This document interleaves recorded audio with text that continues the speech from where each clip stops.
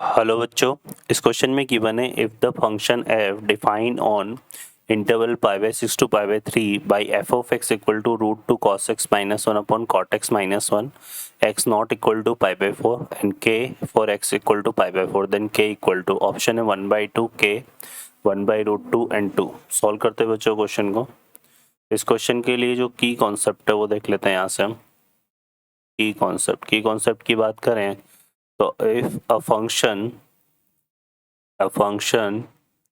is continuous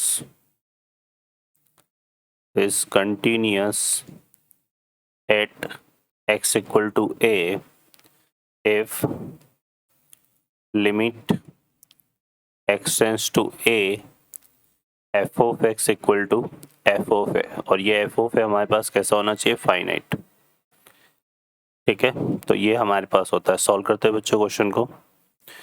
इस question में देखिए यहाँ पे हमें क्या गिवन है, हमें ये फंक्शन गिवन है, ठीक है, और pi by 4 X not equal to pi by 4 के लिए है।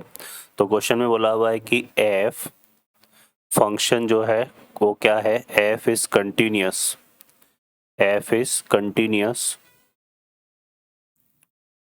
Eight X equal to pi by 4। ठीक है ना। अगर देखो यहाँ पर ये इसमें डिफाइन है ना, तो इसका मतलब एफ क्या कंटिन्यूस है किस पर, पाई बाई 4 पे।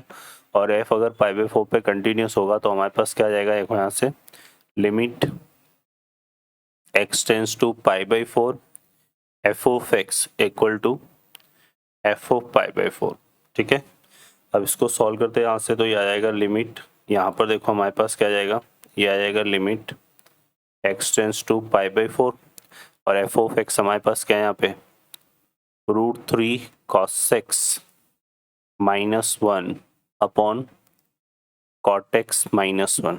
ठीक है, ये आ जाएगा हमारे पास √2 है, sorry √2 cos x minus 1 upon cot x minus 1, और ये किसके इक्वल है, k के इक्वल। अब देखो यहाँ पर अगर हम पाई बाई 4 पुट करते हैं तो cos पाई बाई 4 की वैल्यू क्या होती है, 1/√2 होती है ना। तो ये 1/√2 हो जाएगा, और यहाँ पे √2 से √2 1 माइनस और cot पाई बाई 4 की वैल्यू क्या होती है, 1 होती है। तो इस तरह से ये हमारे पास क्या बन रहा है, 0/0 फॉर्म है। अब इसको हम सॉल्व करेंगे, limit x tends to pi by 4। ठीक है, यहाँ पे देखो cot x, इसको हम क्या लिख सकते हैं, यहाँ से इसको हम लिख सकते हैं कुछ इस तरह से, ये x tends to pi by 4 है ना, तो इसको हम यूज कर सकते हैं यहाँ पे टेंस टू 0 कर लेते हैं। लिमिट को हम क्या कर लेते हैं, टेंस टू 0 करके सॉल्व करते हैं। तो ये हो जाएगा h टेंस टू 0 और यहाँ पे आ जाएगा √2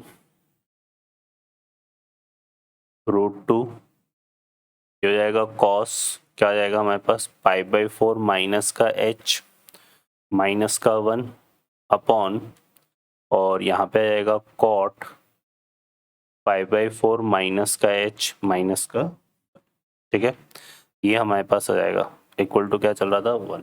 अब इसको इक्वल टू, सॉरी क्या था, k, इक्वल टू k था यहाँ पे, है ना।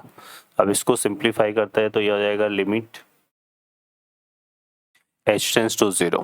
ठीक है ना, ये हो जाएगा √2 cos pi by 4 minus h को क्या लिख सकते हैं, cos pi by 4 cos h plus sin pi by 4 sin h। तो cos पाई बाई 4 की वैल्यू क्या होगी, 1/√2, तो ये आएगा 1/√2 cos h और प्लस 1/√2 sin h, ये आ जाएगा हमारे पास। ठीक है, और माइनस का 1 अपॉन,